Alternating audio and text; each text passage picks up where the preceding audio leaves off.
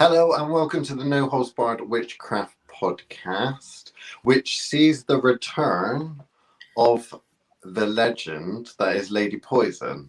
And of course, Chris, but let's be fair, at this point, he's old hat. So, hello, Lady Poison. Can you hear us? Are you there? Yeah, she's cackling. She's definitely here. Hi, Chris. Hi, Liam. I can't believe we've managed to persuade you to come back to tell more tales from the lair. Well, I'm easily bribed. It looks like you're actually in your lair as well, like last time.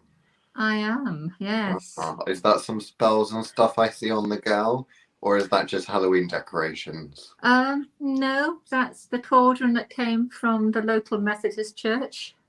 Oh, the one Mr. Railroad stole from the Christians? One of the ones he liberated before it was thrown out.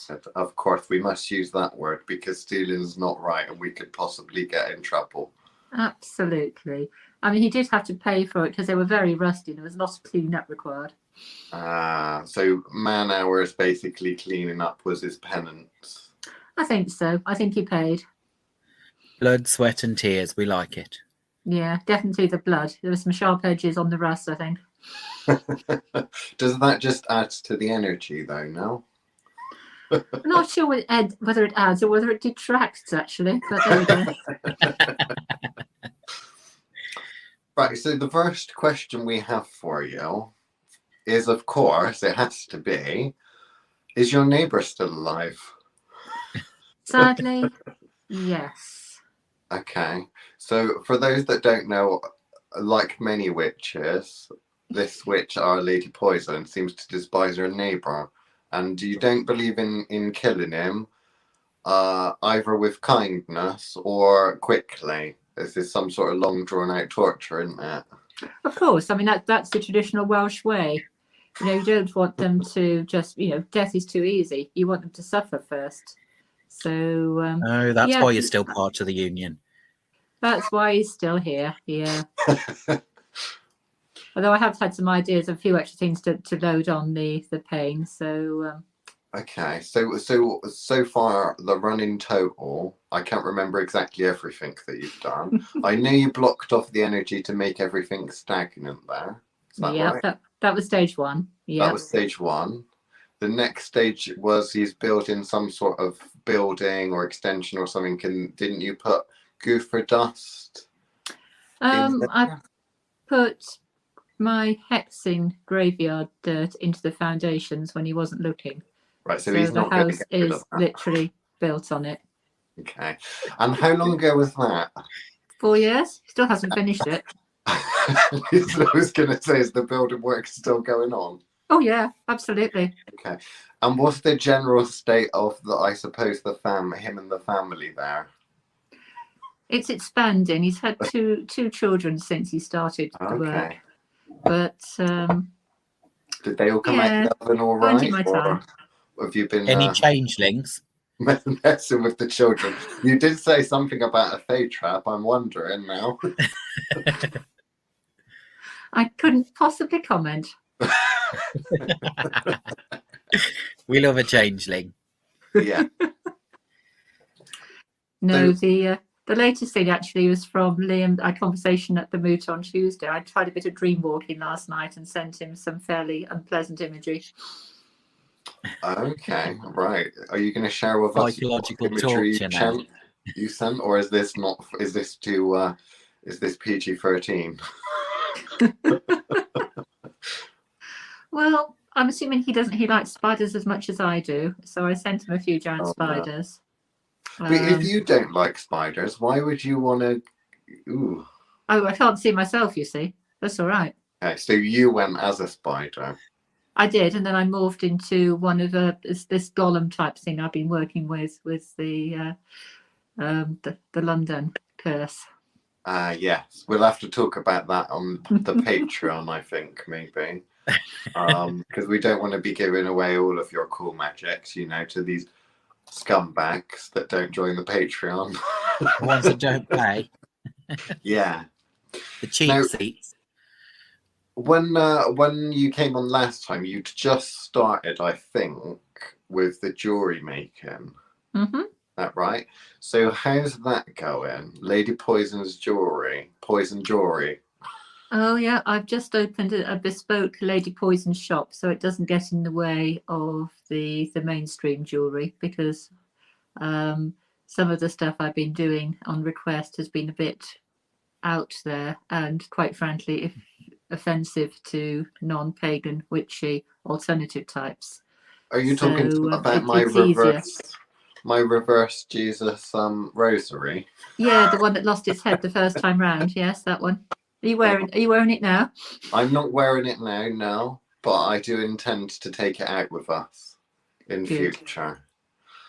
Yes, you're the only person I know that sells jewelry that has a secret jewelry shop, because there's this literally, like, back in the day, old witches and cunning folk, they got the regular business and then they got the secret business on the side out the back. And I know that everything nowadays is all online, but you've actually got a secret online shop, haven't you? I have a secret online shop and a more public one now. Yeah. And how does one access the secret online shop? Because you can't give a special funny knock or a handshake or anything, can you? You have to ask me for the secret password and hope that I've remembered it. There might be a reason why I've opened a second one, you know. Okay. So, yeah, so with the secret shop, we may or may not put details in the No Holds Barred Witchcraft Facebook group of it. But so you're going to have a little rummage around and look. I'm pretty sure you've posted in there before. I've seen a couple of your pieces. You've done a couple of nice pieces for me. I know the latest one was a really interesting one, which is basically sealing herb spirit allies, plant spirit allies, in silver and copper and stuff.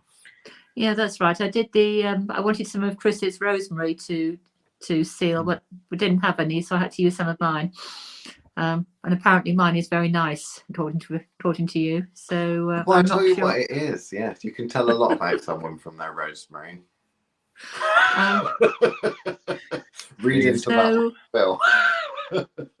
I've just turned it off now, but I have got some sage that I've covered in clay, copper, and that's been cooking all day. So I should take it out and have a look later. Hopefully it survived the polishing process. If it hasn't, I'll have to start over. But yes, the actual spirit of the plant has been entrapped within the with a copper. Normally, when you're doing a copper leaf, you just put the copper on one side, and then the leaf burns away. But I've been putting the copper on all round the leaf, so the actual ash from the leaf is encased within the copper itself. So it's a full alchemical combination of the plant, the spirit, and the copper. So yeah, I've got my fingers crossed. They're still in one piece. I'll have a look later and find out. I had a sample of the rosemary, which was in copper. So that's really interesting. But I've never seen anyone do that before. So were you the first one to do this? I think I'm the first one to do it magically. I know it's quite a common thing to use leaves and paint them for decorative items, but again, only on the one side. So I've been actually wrapping the entire leaf in the metal, which is, I haven't seen anybody else do that, and I'm sure they're not doing it with the alchemical element boost that it's been given. So with your jewelry making, because you've done some interesting things, it's not just that. You've done the graveyard dirt. Actually, graveyard hex powder, yeah. behind jewels and crystals and things like that, set into rings. I think it was on there. You've been working on some poison lockets, is that right? I have. The first one is almost finished. I'm not sure I'm ever going to do it. Oh, actually, that's not true. I've already started another one this afternoon. So. Forget I said that. I did one, and it was very. I won't do it the same way, shall we say? Okay. Well, I mean, this is the first one. There's a lot to learn from the process, but you seem to be mastering quite a lot of different techniques. It's not like a lot of these Etsy stores that are just doing, well, they do one technique or one thing, and they just do lots of different designs. You seem to be taking it very, very seriously. You've also had Mr. Railroad convert a room into a jewelry making. Well, I don't know if you've moved the little children in yet, but isn't it going to be a sweatshop or something, I imagine? I just thought I'd employ you and Chris. Oh, okay. But yeah, when it comes to jewelry, what I wanted to do was to do true magical jewelry. Most of what you find in the pagan shops and online is mass produced from Chinese sweatshops. It's pretty, it's cheap, but there's no actual magic about it. It is just a symbol from cheap metal. Most of it pretends to be silver. It isn't actually silver. Everything I do is either sterling or fine silver, unless of course it's copper or brass. But my silver is genuine hallmark quality silver. Now, someone's actually picked up on something, and I don't know how they've picked up on this, but who knows? I think it's probably quite accurate that a lot of the jewelry that you're making, it seems to find a home or tell you or the person. It does. I made myself a little stacking ring just for fun, and I went to a party with a friend, and the ring spent all evening saying, "I want to go home with somebody else." And so I gave it to the person who it had been shouting at all evening, and yes, she loves it. She was a bit shocked to be handed a sort of, "Here you are, this ring wants to go home with you," but it did. I'm sure a stranger so it found a home with that individual. So the process of making the jewelry then, because people, when they look at jewelry making and magical jewelry making, a lot of people will probably be in awe of that you can produce something that's almost alive or is alive. But then they'll be thinking, if they were to go and look that up, they'll be saying, "Oh, you've got to cast your circle, you've got to go and do this, you've got to go and do that." Very ritualistic. So how does this take on the form? What is your process? Have you got one?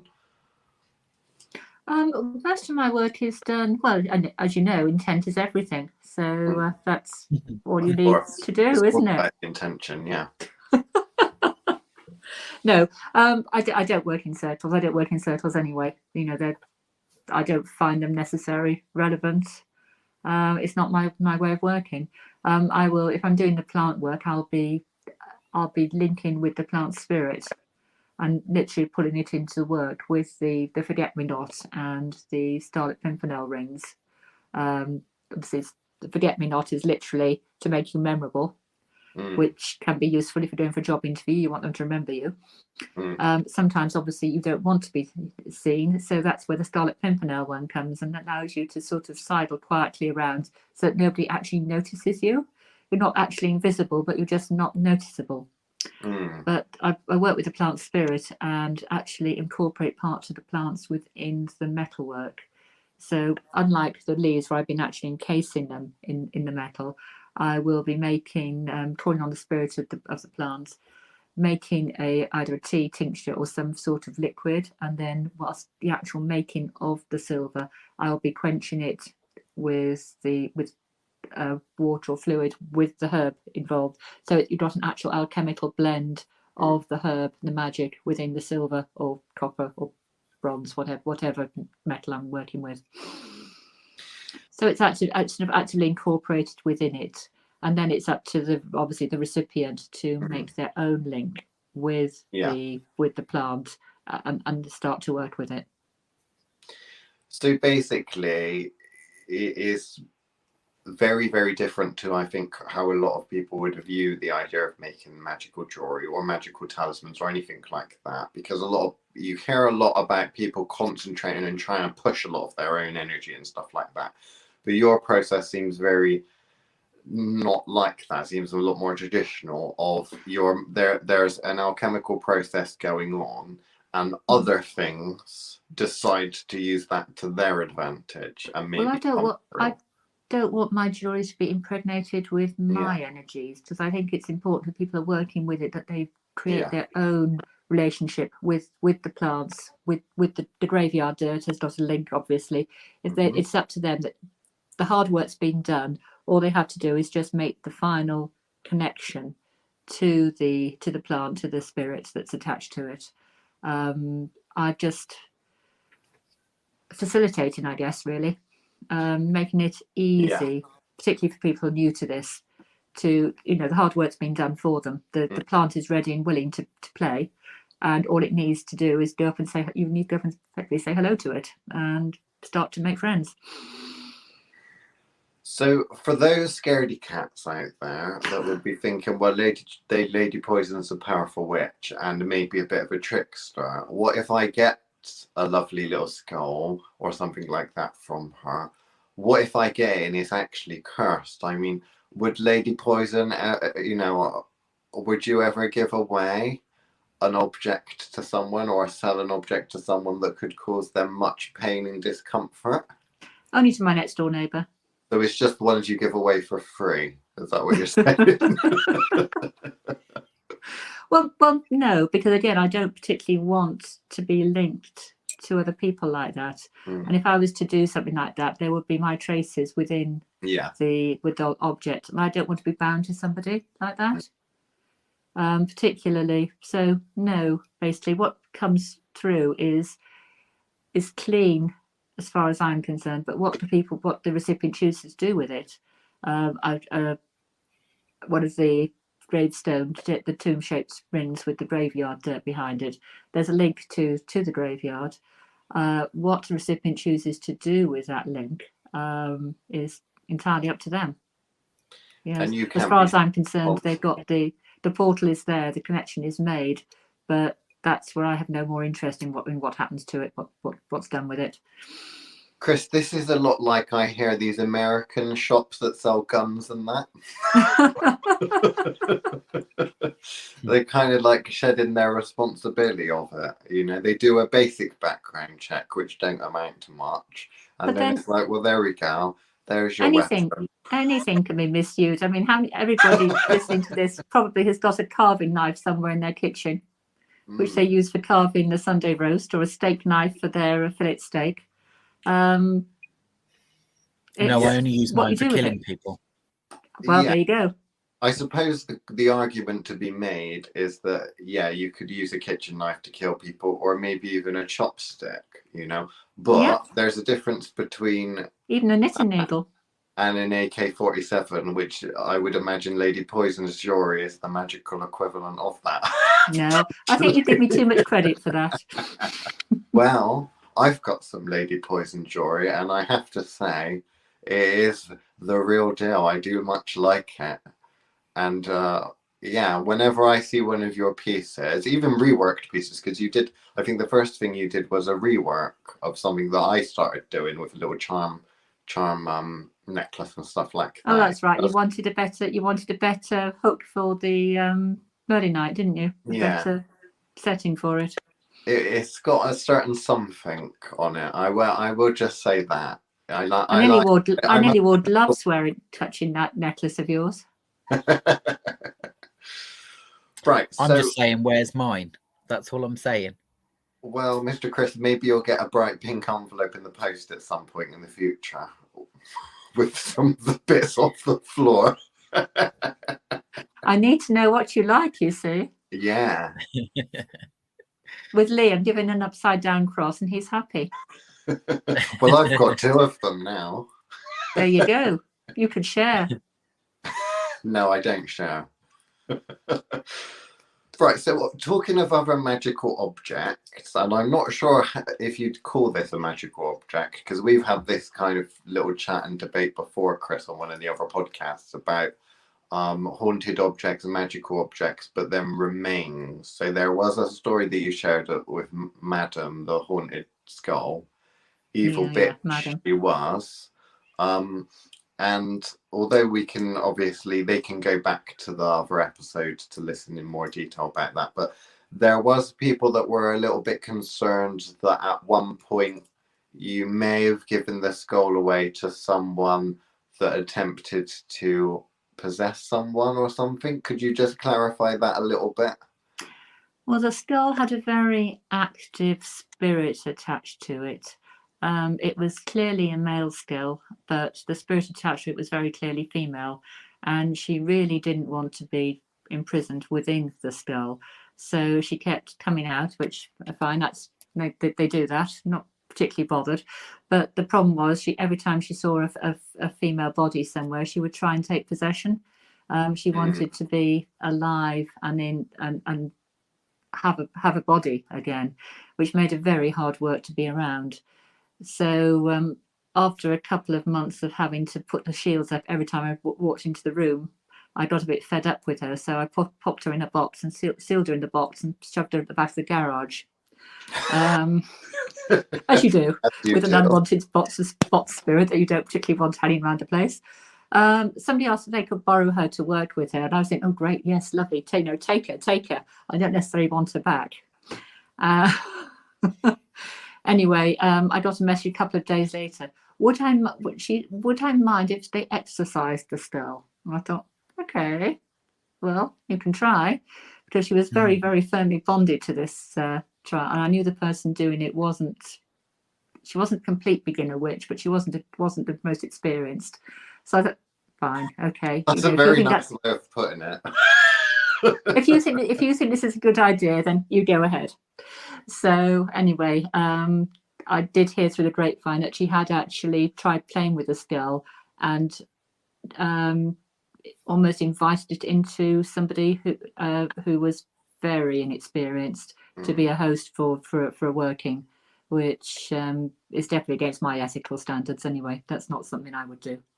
I wasn't prepared to let Madam take possession of anybody under my supervision, and certainly not of me, because I think once she was in, she'd be a bloody hard work to get out again. So anyway, long story short, they decided that this probably wasn't a great idea to try and exercise it, and she came back to me, back into the box and back into the garage, until I thought, this is silly, and sold her on. Now, out of that story, there's one bit that really, really shines through and sticks in my mind, right? I don't know about you, Chris. I don't know whether you picked up on it. But there's this concept of Lady Poison having ethical standards. And I know, Chris, you're allergic to ethical standards, which is why you're probably... I know, hence why I sneeze. Which is why you sneeze, yeah. But yeah, what would Lady Poison's ethical standards be? Is there a go-to... things that you do and you don't do? What's up with that? Well, obviously, yes, I have ethical standards. My ethics are going to be different from everybody else's. I will go to a certain point. I mean, I've got no compunction about taking graveyard dirt from the grave. That I know is something lots of people won't do.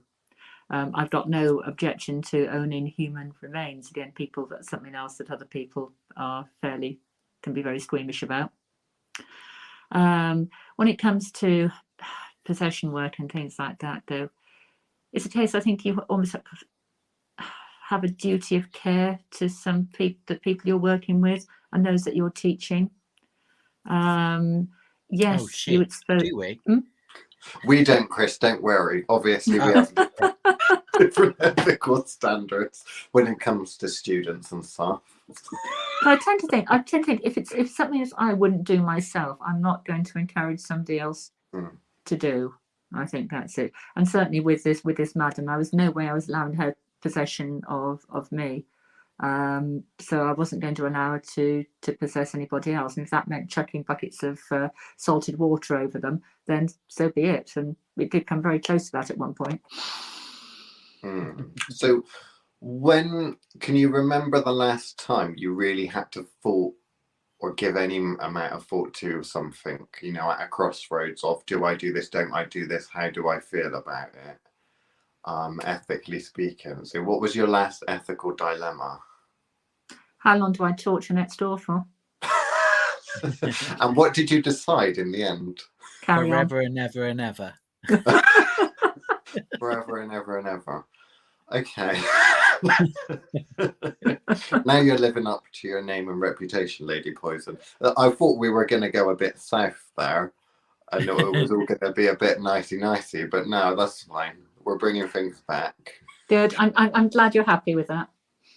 Now we will talk about something that I'd like to delve into on the Patreon, which really does involve ethical standards, but also to a certain extent a witch's taste, I suppose. But I'm not going to reveal what that is now. Instead, I've been asked to ask you, given that they love your stories and such, whether you've got any ghost stories, which I'm sure you've got loads, but there's one specific one that we probably shouldn't call it a ghost story, but I'm going to call it the ghost story in the car. And I was wondering whether you could tell us that. You've got 5 minutes before we transfer over to the Patreon, and we can talk all about stuff that we're not allowed to talk about publicly. Okay. The car story then. I don't know if people remember about, God, was it 10 years ago? There was enormous floods. Enormous flooding in the Somerset Levels. It was raining constantly, and I think in the end they had to get pumps in from the Dutch to drain the levels. But it'd been raining for, well, felt like weeks, and I'd been going to a very formal corporate event down in Taunton, which meant just vest suit, high heels, canapes, and nothing much else. So about 10 o'clock at night, I thought I've had enough of this. I made my apologies and headed home across the Mendips to where I live on top of the Mendips. And I couldn't take my normal route, which would take me across the levels because I knew they were flooded. So I thought I'll go through Cheddar, take the route through Cheddar Gorge, and then drove up to Cheddar, came through Cheddar over the bridge and stopped because in horror there was absolutely no road in front of me. The flooding had actually flooded the main road from between Cheddar and Wells, and all around me was just a mad expanse of water, abandoned 4x4s, and there was me. And this is why I mentioned I'm a bit of a car buff, and I have an MX-5, which at that point was severely slammed. I had about 3-inch road clearance. So I was listening to now, looking at this enormous lake in front of me, thinking, shit, what do I do now? So I could go up over the gorge, but I knew that would be full of rocks. And there's a certain dip at the top where I thought the water would be too deep for me up there. And I don't really want to go across the plains in the middle of the night. So the sensible thing, of course, would be to turn around, go back to Taunton and book myself into the travel lodge for the night. But at that point, there was this thump, and something appeared in the passenger seat next to me. And I sort of looked sideways, oh, hello, what are you doing there? And he said, come on, Carrot, come on, get a grip. And, drive through, you'll be fine. So, I mean, the maddest thing I've ever done, I suspect. I put the car into first gear and headed off into the flood. A quarter of a mile later, we come out of the flood. Half a mile, there's another flood. So the whole way, probably about, 10 miles of intermittently flooded roads, and me in a very low MX-5, not dressed for the weather at all, and with this thing in the passenger seat saying, come on, don't worry, you'll be fine. Horribly chirpy he was too. So anyway, got to the top of my road, said, right, you're home now, bye, and just buzzed off. Do you know what that thing was, the spirit? Well, at the time, I had absolutely no idea. I'm amazed I wasn't actually freaked out about this. I was really calm considering something had appeared in the car and I'd done the impossible. But it was several weeks later, well, it must have been several months. It would come as Christmas, and I was doing a pass working, and a guided pass working, and the leader was talking about Bran the Raven. At this point, I went, Bran. Bran in the Welsh tradition is a raven. He's also Bran the Blessed, the protector of the UK and the bridge between worlds for these people. He actually made himself into a bridge to carry his people across from Wales to Ireland. At which point I got this sort of the laugh. The raven turned into Bran. He said, well, it took you long enough, didn't it? So that's my ghost story on the car. That's very practical from a magical perspective. There's a lot of talks about, making ultra spaces and praying to gods and goddesses that all these pagans apparently do. But there's a practical example, which is brilliant. That's what I love to hear. So that's it.